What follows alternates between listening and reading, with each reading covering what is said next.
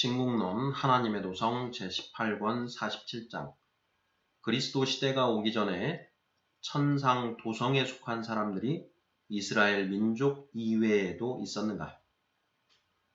이스라엘의 혈통에서 나지 않았고 이스라엘 백성의 정경에도 포함되지 않은 어떤 이방인이 그리스도에 대해서 예언한 것이 있다면 우리는 그 사실을 알게 되었거나 또는 알게 될 때에 그런 사람을 최고의 권위로 인정할 수 있다.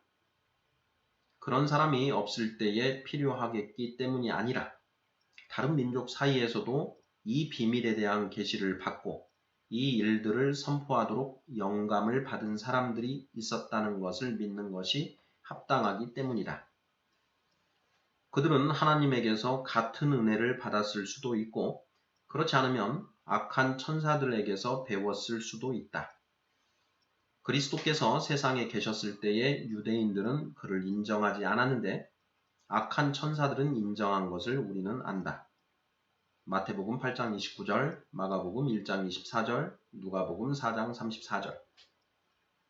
유대인들도 이스라엘의 형이 버림을 받은 후로 이스라엘의 혈통에 속하지 않은 사람은 하나님께 속한 자가 전혀 없었다고 감히 주장하지 못하리라고 나는 생각한다.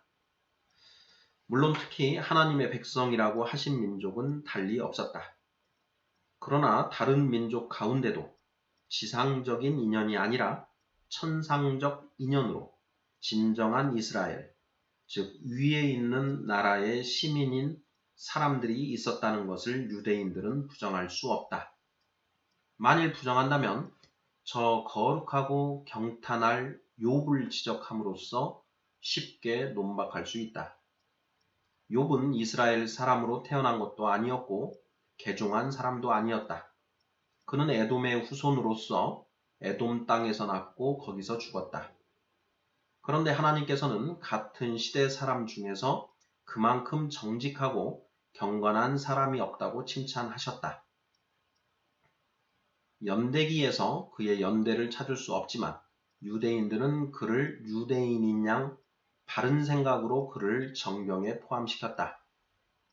우리는 그에 관한 글을 근거로 삼아 그는 이스라엘로부터 3대 후에 있었던 사람이라고 추측한다.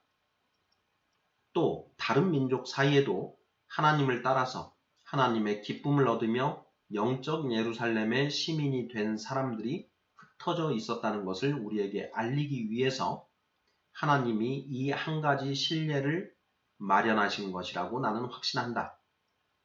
그러나 하나님과 사람 사이에 한 중보자이신 인간 예수 그리스도에 대한 계시를 받지 않고서도 이 은혜가 허락되었다고 우리는 생각해서는 안 된다. 그리스도가 육신으로 오시리라는 것을 옛 성도들에게 예고하셨고 그 오신 것을 우리들에게 선포하셔서 하나님의 도성, 하나님의 집, 하나님의 성전에 들어가기로 예정된 사람들을 모두 한 믿음으로 그를 통해서 하나님에게로 인도하려고 하신 것이다. 그러나 예수 그리스도를 통한 하나님의 은혜에 관해서 다른 사람들이 했다는 예언은 그리스도 교인들이 조작한 것이라고 생각할 수 있다. 그러므로 이 문제에 대해서 논란하는 사람이 있다면 그가 어떤 나라의 외인이든 간에 그를 설복하며 그가 참으로 현명한 사람일 경우에 그를 우리와 일치하게 만드는 가장 확실한 방법이 있다. 그것은 곧 유대인들의 성경에 그리스도에 대해 기록된 예언들을 제시하는 것이다.